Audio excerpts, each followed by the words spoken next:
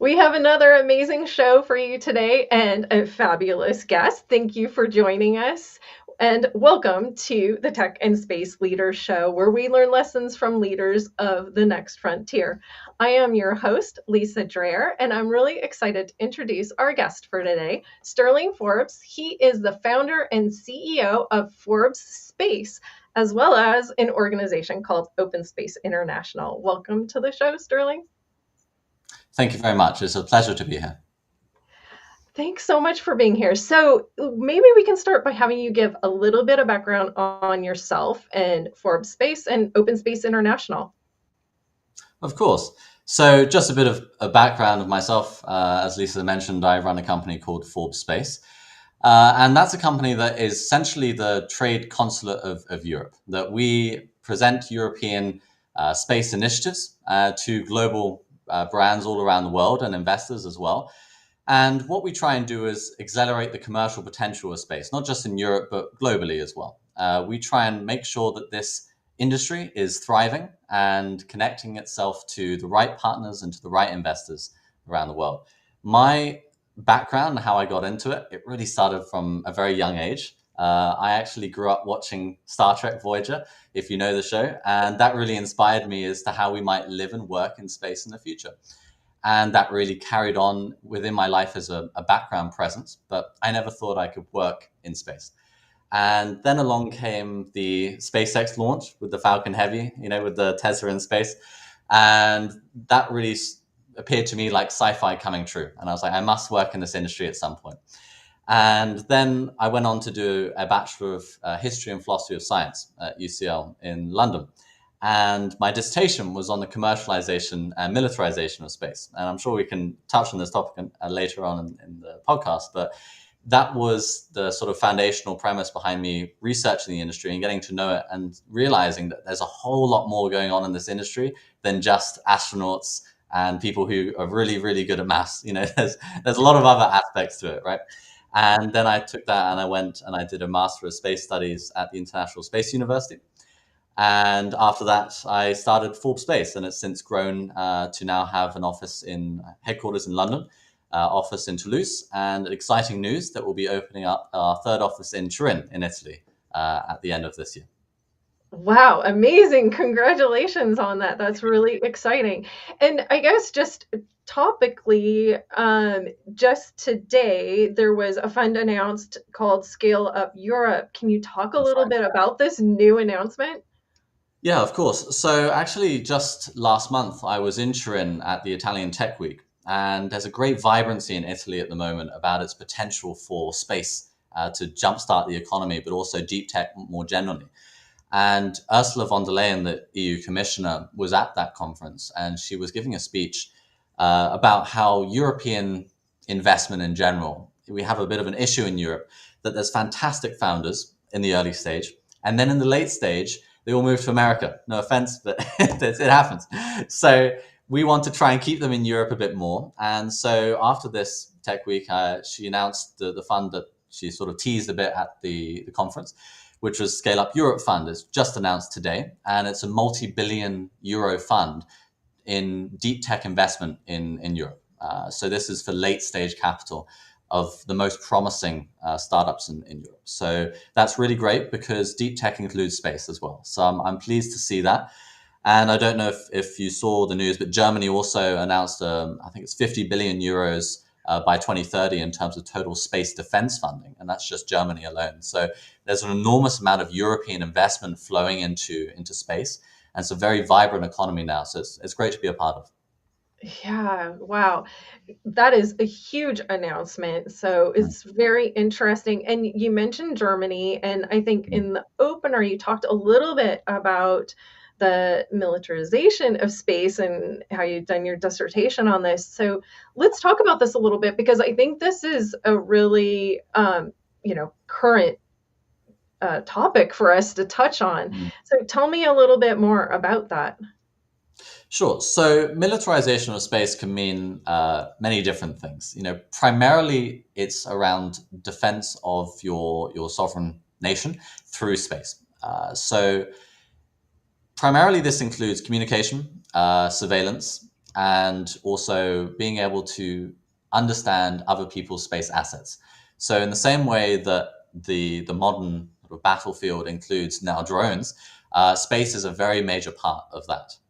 And space has a bit of a moral high ground in some way, in that it's all surveillance and communications. There's hopefully no weapons in space, at least at the moment.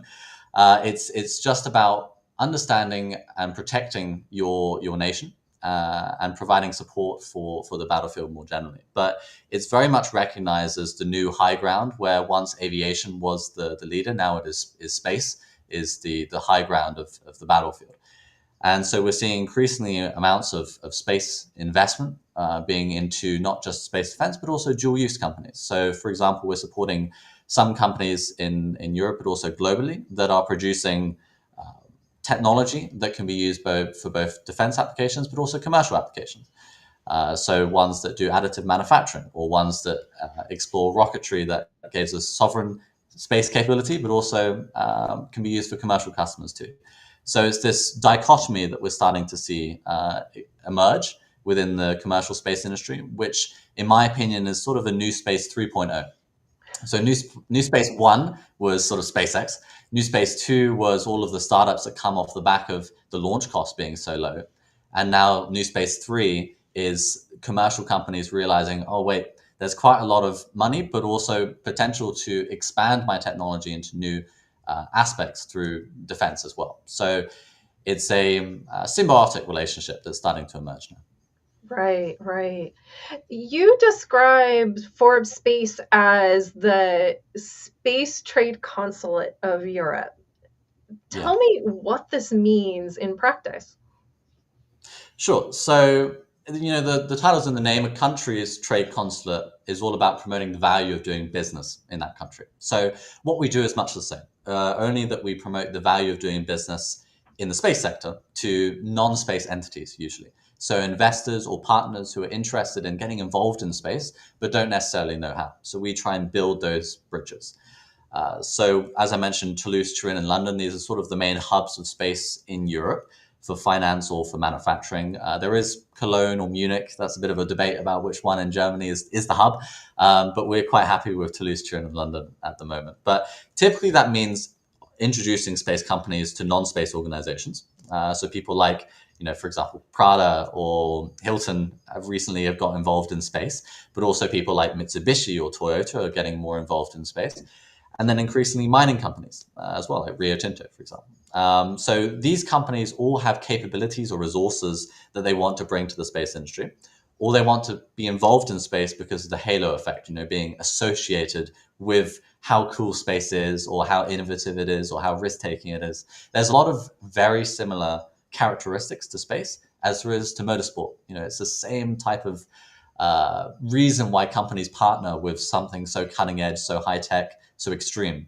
So that's that we try and do. And also we help promote regions as well. That's traditionally part of the trade consulate role, creating new regions for space and helping other regions come into Europe. Got it, got it. And it sounds like you have three main pillars, which include fund, partner, and grow. Can you talk a Yes. little bit more about those three pillars? Yeah, of course. So it's sort of the stage of a space company in a way. They need funding, first of all. So it's for companies that have really nailed their technology, but they need the capital. So we connect them with the investors who want to get involved in space or already have. So we have this big list of investors that we know, we talk to, that have already invested in space, because it's nothing worse than, I'm sure many space companies can relate that have been involved in raising money for investment. You go to an investor and they have no idea what you're talking about, and you need to give them a 20-minute lecture on space before you can get to your technology.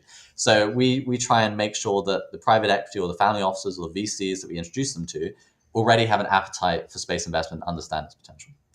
Partner, that's capabilities, resources to improve mission success, as I mentioned. So anything from like mining, logistics, agriculture, wherever there's a good fit.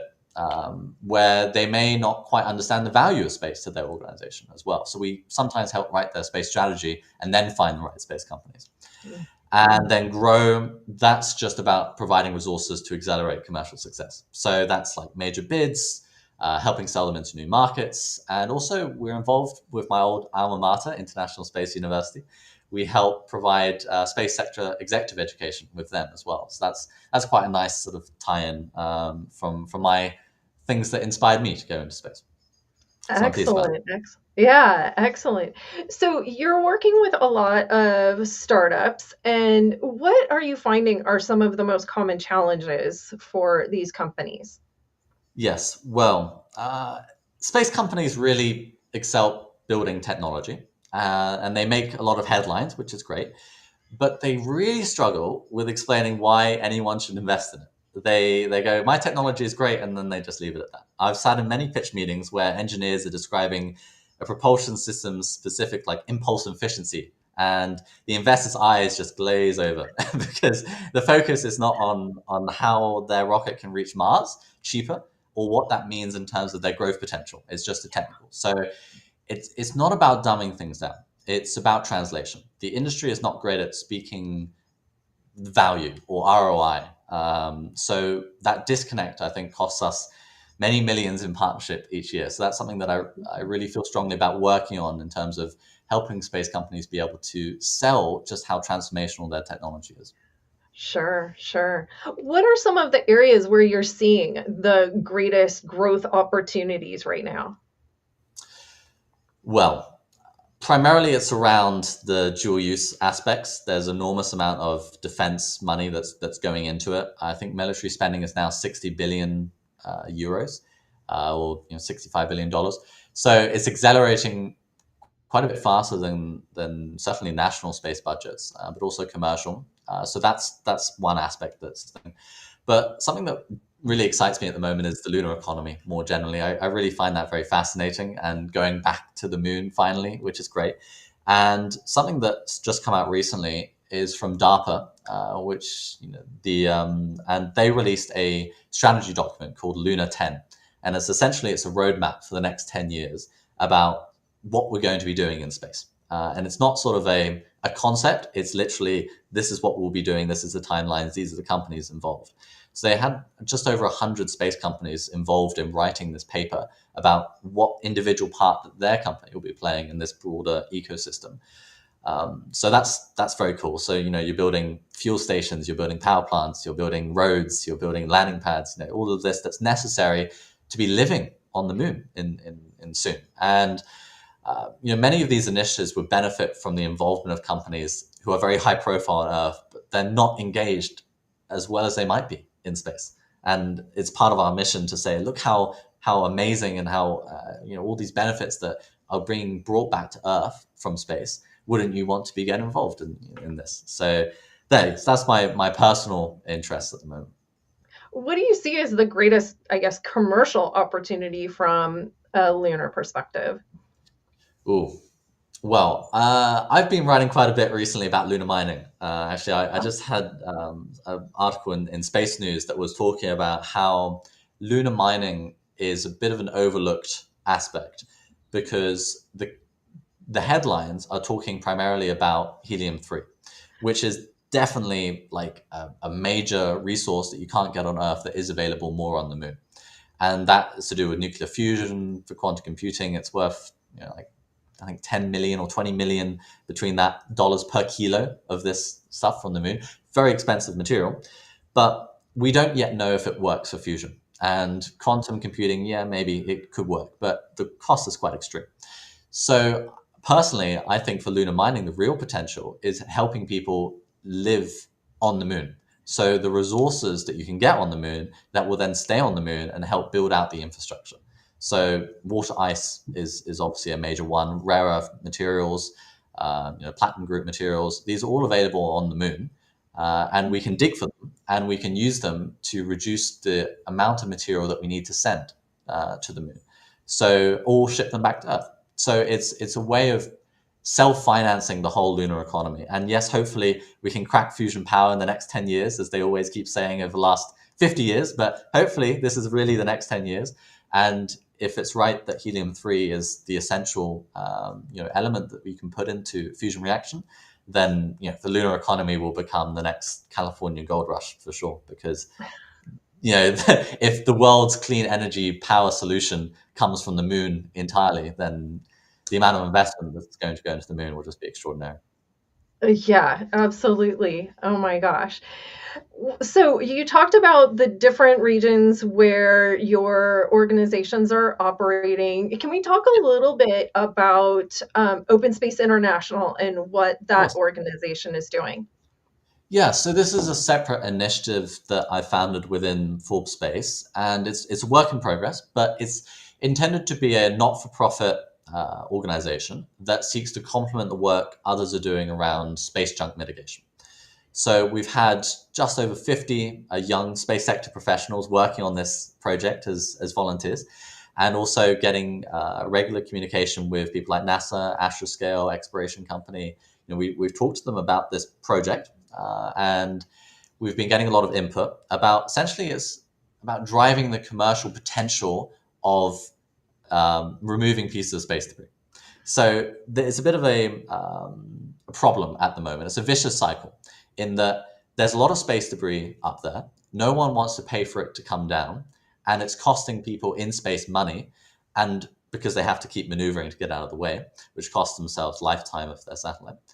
But most majorly, the problem is that if too many collisions happen because of this space debris, then you get what's something called the Kessler syndrome. So entire parts of the Earth's orbit become unusable for generations because there's Mhm. so much space debris, and it's a cumulative effect.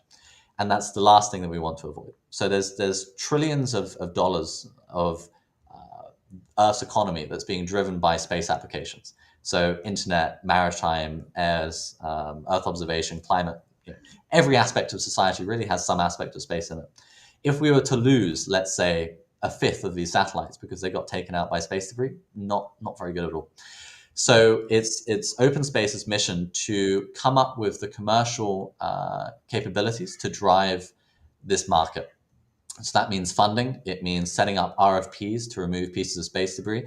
And hopefully, and this is the long-term goal of the nonprofit, it's to encourage governments and to lobby governments to introduce a tax on spectrum use in space, because in order to be a satellite in space, you need to use part of the radio frequency spectrum.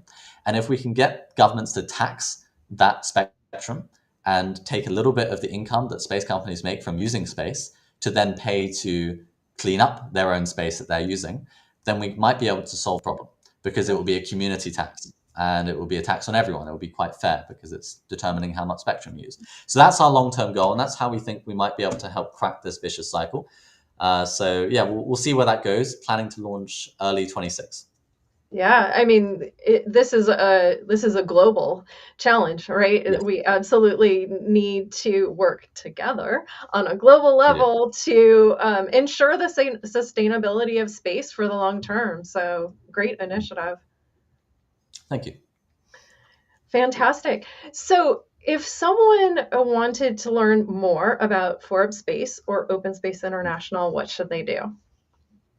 Well, the easiest way is the two websites, both Forbes-Space and OpenSpace, forbespace.com or openspace.international. They're the two websites that you can go to and learn more about the mission. Feel free to reach out on my email or through the website. My email is svc@forbespace.com if you want to have a conversation with me. But yeah, we're very happy to have calls with people and understand their problems, understand where they might be able to find the opportunity in space. I mean, as we mentioned, we're the sort of trade consulate. So if you think of an opportunity in space or think of some value that you can unlock, be very happy to help you unlock that value. Oh, fantastic. Thank you so much for being here today with us, Sterling. I really appreciate it. It's my pleasure. And it's been a very interesting conversation. Always good to talk about space. Indeed, indeed. And I also do want to take a moment to thank GuideForce for hosting these sessions. To learn more about GuideForce, you can visit guideforce.com. And we'll see you next time on the Tech and Space Leaders Show.